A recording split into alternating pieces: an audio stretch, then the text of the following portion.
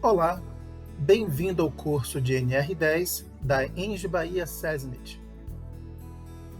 Saudações prevencionistas, aqui é o Evandro Brito da ENGE Bahia SESMIT e se você gosta de conteúdo técnico com qualidade, atualizado e sem enrolação, acompanhe este vídeo. No vídeo de hoje, veremos a aula de número 2, cujo tema será Propriedades elétricas dos materiais.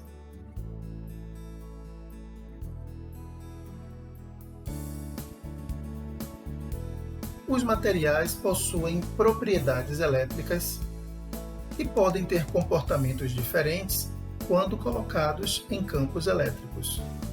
Alguns materiais conduzem bem a eletricidade. Outros materiais conduzem com uma certa dificuldade. E outros não conduzem a eletricidade. A NR10 trata de atividades diretas ou indiretas que envolvem a rede elétrica ou em suas proximidades.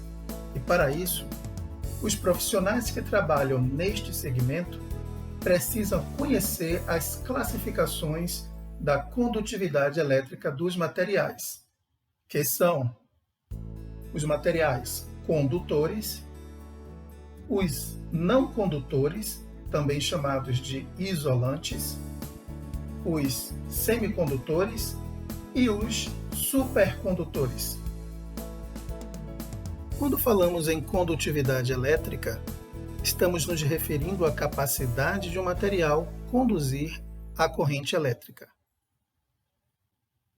Para entendermos melhor, as células possuem átomos conhecidos como prótons, elétrons e nêutrons.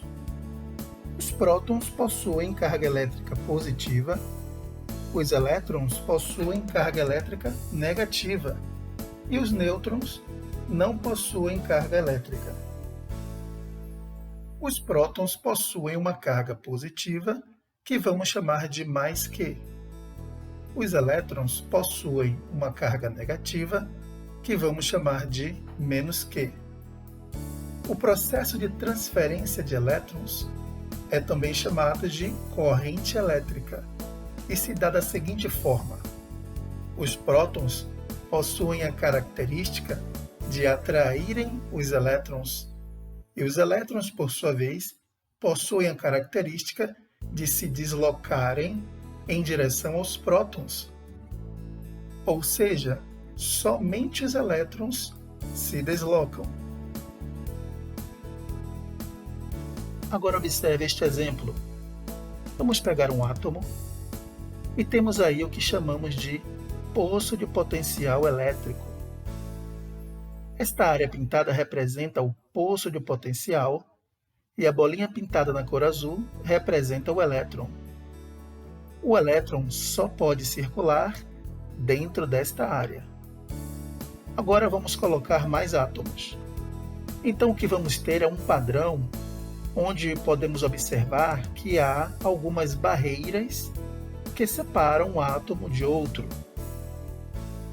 Então, observe que essas barreiras elas vão gerando um espaço que está pintado na cor amarela. Na literatura você também pode encontrar chamado de gap, que no inglês literalmente vai significar o espaço. É justamente esse espaço que determina se o material vai ser condutor, não condutor, semicondutor, enfim. Mas para observarmos melhor, então vamos pegar essas três áreas delimitadas e chamar de bandas. A banda de cima vamos chamar de banda de condução. A banda de baixo vamos chamar de banda de valência. No meio tem o espaço ou gap. A quantidade de elétrons nas bandas é determinada pelo número atômico do elemento, que podemos observar na tabela periódica, por exemplo.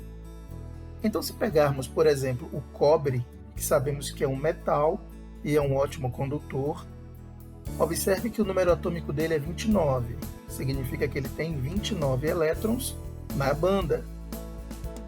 Dessa mesma forma, se pegarmos o alumínio, que também é um bom condutor, ele tem 13 elétrons na banda.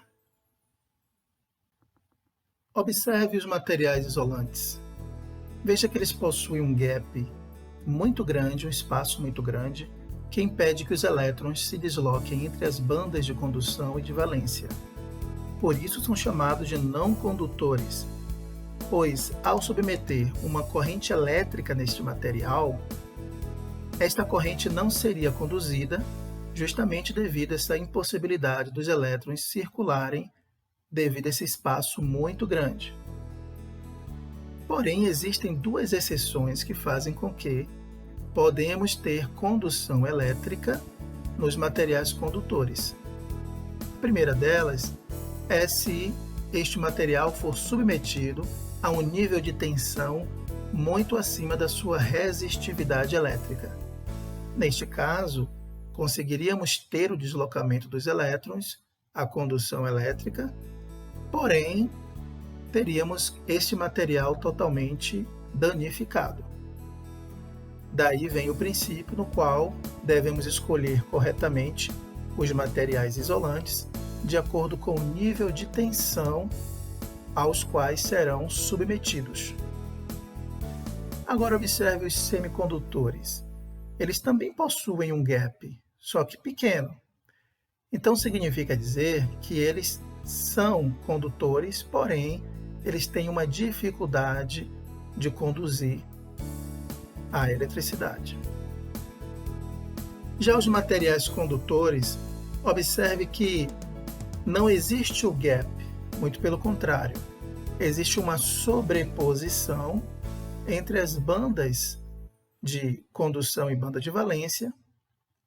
Dessa forma, nós temos um material totalmente favorável, digamos, sem barreiras, que permite a condução da corrente elétrica. Por isso, são chamados de condutores. Imagino que agora você consegue definir o que é um material condutor e um material isolante, correto? A partir da primeira aula e desta aula que acabamos de ver, é possível entendermos que os materiais possuem cargas elétricas que interagem entre si através de forças, como por exemplo, a força eletrostática. Mas como que funciona essa interação? Bom, para isso, precisamos estudar a lei de Coulomb, que estabelece que a força eletrostática entre duas cargas elétricas é proporcional ao módulo das cargas elétricas e inversamente proporcional ao quadrado da distância que as separa. Mas isto é um assunto para a próxima aula. Não perca, pois é indispensável para a sua capacitação profissional. Te vejo lá. Você gostou desse vídeo? Quer continuar vendo vídeo como este? Então te peço que se inscreva no meu canal e deixe o seu like.